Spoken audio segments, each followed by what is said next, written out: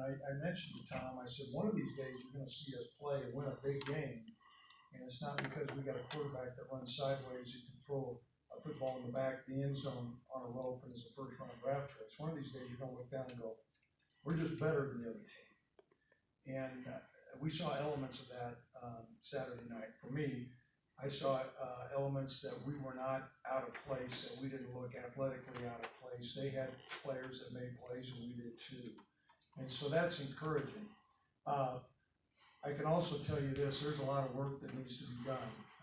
As we went through and gleaned through a lot of the things in the tape, we've got a high ceiling, but we got to get to that ceiling, we've got to have a lot of improvement. And typically teams improve the most between the first game and the second game if they embrace what the coaches are talking about, and you have a coaching staff that season is on point and is able to point out all the positive things, but also not graze over where we have to improve to accomplish what we need to improve. And so it's going to be a big, big point of emphasis today and throughout the week. We have got to improve, and I believe we have a hungry football team, we have a competitive football team, but we still have an inexperienced football team that has got to recognize that for us to win more games, that we have got to improve. And so that's going to be a big, big point of emphasis today and throughout this week.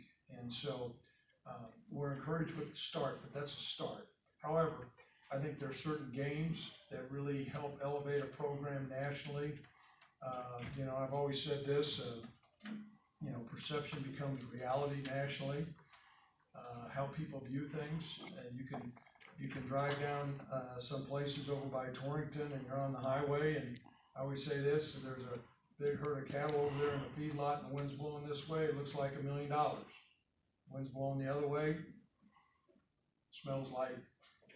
And my point is, I think that experience last night changed how we're viewed nationally from a lot of our peers. I know I received a lot of messages from, I think, pretty learned football people who saw our game and watched it and were impressed because we beat a really good football team. As I said, that Coach Odom's doing a great job. They have good players. They're in a good league. And I think that the future is bright for them, but I also think the future is bright for us. Now moving on to Texas State, they came up against a really tough opponent in Texas A&M on a Thursday night, and I can tell you Kyle Field is probably one of the most impressive college football venues in the country. I don't know if there's more of a rabid fan base. It's loud. And it's an imposing environment, and so they went into a tough environment. And I thought there were some things that they did well. They're playing two quarterbacks right now, and they exchanged them during the course of the game. Both of them bring certain assets or positive things to the game. And so I don't know which direction they're going to go as they get ready to go. Vitt and Jensen are their two quarterbacks. I know Coach Stitt is their offensive coordinator. He had a major impact on the jet sweep when he was at Colorado School of Mines, and had a big impact, at UVA or University of West Virginia with that. As a matter of fact, in one of their bowl games, and he's a creative coach.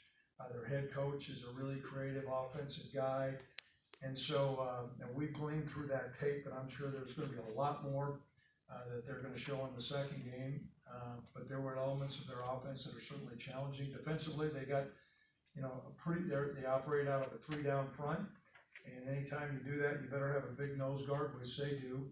And so we're going to have, a different odd front than what we had last week, and so that'll be some stuff to prepare for. They're certainly, aggressive in the secondary, and then also for us, being a relatively young football team, you can say going on the road doesn't make any difference. I think it doesn't make any difference when you can control the things that you can control, and you can have, real consistency and great focus. And when you're a younger player, sometimes you don't understand, there are changes. You're hopping on an airplane, you're in a different arena, the weather is different.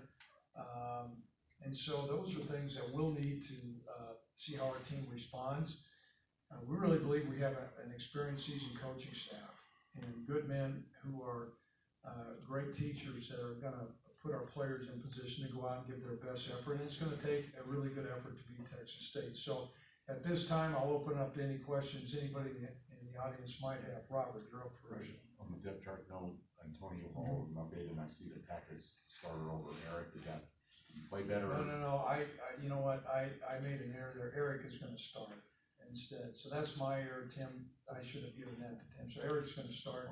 Matter of fact, Eric was selected as the offensive lineman of the game, so it's an oversight on my part. Antonio Hall is currently at home, and it's a personal matter. It had nothing to do with team discipline. It had nothing to do with university issues. It's strictly a personal thing. And so we'd ask that you would respect that.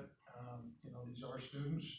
And so I'm not gonna comment any more than that, but that's where those things lie. But I would ask that you trust me when I made that statement, that it encompasses exactly that it's strictly a personal issue. And you say backup, is he back to California? Yes, he's back in California right now.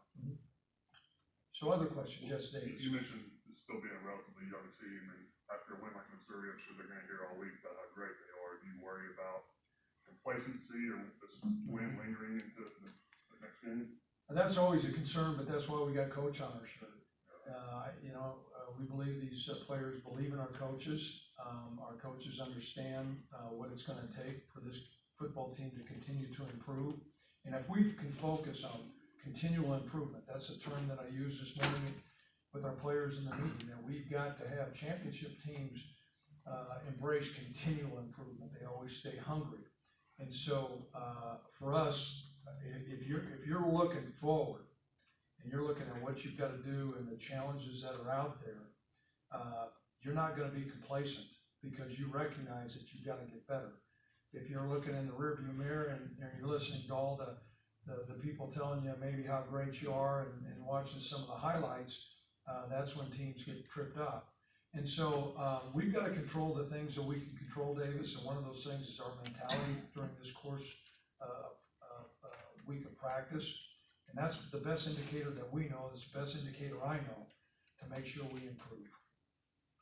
Yes, Rob. You've always talked about also too, 24-hour rule about, win or lose, Right. 24 hours and move on. You feel pretty confident. You mentioned your experienced coaching staff. I mean, this was a big win, but starting today, that focus will be back. Is that something, because it was such a big win, you'll have to emphasize more with your guys? I can tell you, my initial gut feeling is we're going to be on task. The proof's going to be in the pudding on how we practice. I'm not saying every time your outcome in the game is going to be reflective of the body of work that you've done during the course of that week. Sometimes you have a great week of practice and you don't perform well, or other times you haven't practiced well, but you perform well. I would say that's very much in the minority of the big pie.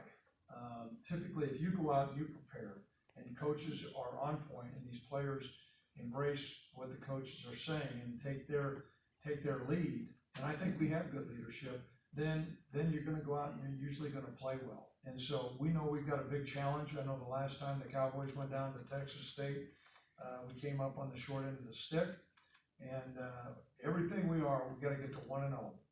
We got to get to 1-0. Everything we're doing right now is get to 1-0. We got the Bobcats in the in our scope. Other